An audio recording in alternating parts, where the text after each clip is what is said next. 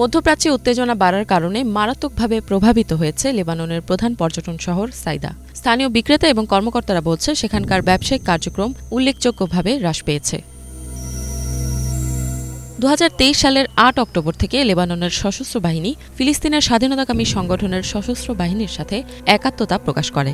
এরপর থেকেই তারা ইসরায়েলে আক্রমণ শুরু করে। উভয় দিক থেকে যুদ্ধ দিন দিন আরও গভীর হয়। লেবাননের দিকে ভারী অস্ত্র দিয়ে হামলা চালায় ইসরায়েলি বাহিনী।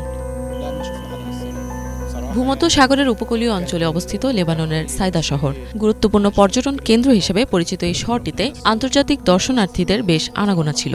শহরটিতে বেশ কিছু ঐতিহ্যবাহী জায়গা রয়েছে। সেখানকার বাজারগুলোতে প্রায় বিদেশি পর্যটকদের ভিড় থাকত।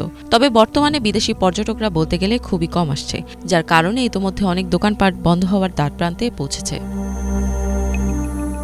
অঞ্চলটির এক বিক্রেতা মোহাম্মদ হলাক বলেন, যুদ্ধের কারণে তারা ব্যাপকভাবে ক্ষতিগ্রস্ত হয়েছেন। আগের বছরের তুলনায় এবার তাদের আয় হয়েছে মাত্র 20%। অতীতের বছরগুলোতে ইরাক, মিশর এবং ইউরোপ থেকে অনেক পর্যটক আসত, তবে এই বছর কোনো পর্যটক নেই।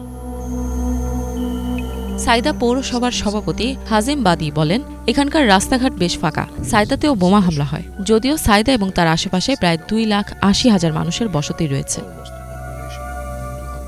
বাদি আরও বলেন, 2019 সাল থেকে লেবানন অর্থনৈতিক সংকটে রয়েছে। কেন্দ্রীয় সরকারের তহবিল দ্রুত সংকুচিত হচ্ছে। এর মধ্যেই 11 মাস ধরে লেবাননের সশস্ত্র বাহিনী ও ইসরায়েলের লাগাতার যুদ্ধ পরিস্থিতিকে আরও বিপর্যস্ত করে তুলেছে। কবে সংঘাতের অবসান ঘটবে এবং বাস্তুচ্যুত লোকেরা তাদের বাড়িতে ফিরবে, এই প্রশ্ন রেখে সাইদ আরও বলেন, পর্যটকদের ভ্রমণ বন্ধ হয়ে যাওয়ায় অঞ্চলটির অর্থনৈতিক ক্ষতি নিয়ে তারা গভীরভাবে উদ্বিগ্ন।